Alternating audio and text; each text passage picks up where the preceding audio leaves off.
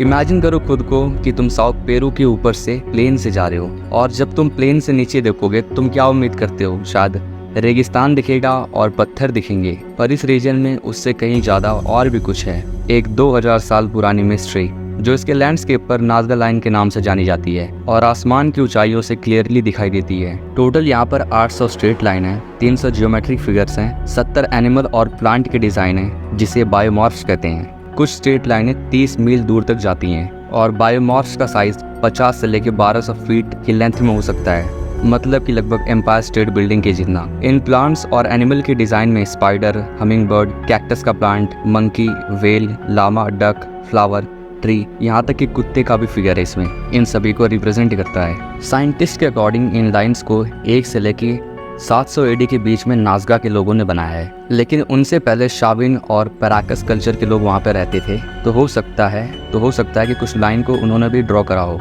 Anthropologist के according इन designs को 12 से 15 इंच गड्ढों को खोद कर बनाया गया है ताकि लाइटर कलर की जो सैंड है वो बाहर आ जाए और ये जो डिजाइन बना है वो अच्छी तरीके से दिखे। लेकिन इन लाइंस का पर्पस क्या है? ये क्वेश्चन अपने उत्तर का इंतजार 80 सालों से कर रहे हैं। अब आप सोचोगे कि ये तो इतने समय से यहाँ पर अवेलेबल है, तो लोग सिर्फ इसे 80 सालों से ही क्यों स्टडी कर रहे हैं? उसका रीजन ये है कि जब 1930s में प्लेन्स इसके ऊपर से जाती थी तब जो लाइंस थी वो विजिबली अच्छी तरीके से दिखाई देती थी और वाइड स्प्रेड अटेंशन में आई।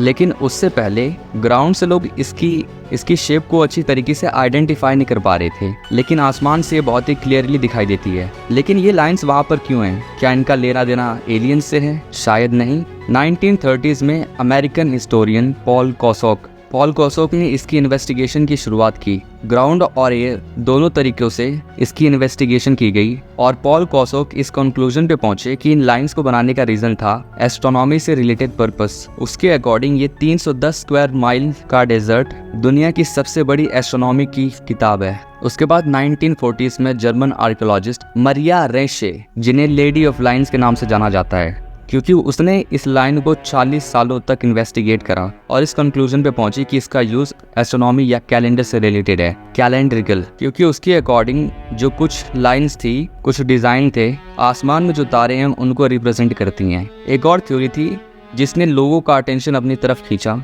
और इस थ्योरी को दिया था एक स्वीडिश राइटर ने, एरिक वॉन डैनिकेन, जिसने अपनी किताब चैरियट ऑफ गॉड्स 1968 में ये लिखा कि ये जो लाइनें हैं वो यूएफओ की लैंडिंग साइट हैं और जो वहाँ पे रहने वाले लोग थे वो उन्हें एक एलियन गॉड के रूप में देखते थे। और ऐसी एलियन से रिलेटेड कुछ थ्योरीज काफ़ी निकलती रही उस टाइम पर ये थ्योरीज जल्दी गलत साबित होने वाली थी। 1960s में अमेरिकन एस्ट्रोनॉमर गेराल्ड हॉकिंस, उसने इस लाइन को स्टडी करा और जो पहले एक्सप्लेनेशन दी गई थी कि इसका जो रिलेशन है कहीं ना कहीं एस्ट्रोनॉमी से है या एलियन से रिलेटेड इसका कुछ लेना देना है, उन सभी थ्योरीज को या उन सभी एक्सप्लेनेशन को इसने अपोज करा। लेकिन जो रिसेंट की स्टडी है वो सजेस्ट करती है कि इकोलॉजी और इन लाइंस का आपस में कुछ लेना देना है। जॉन रिहांड कहता है कि देखो इस लार्ज इकोसिस्टम को, नाज़गा के आसपास क्या है जहाँ नाज़गा के लोग रहते थे, वो उसके एरिड क्लाइमेट की बात करता है। ये रीजन एक साल के अंदर सिर्फ 20 मिनट की बारिश होती है। वो कहता है कि इतना टाइम हो गया और इन शेप्स को कोई भी डैमेज नहीं हुआ।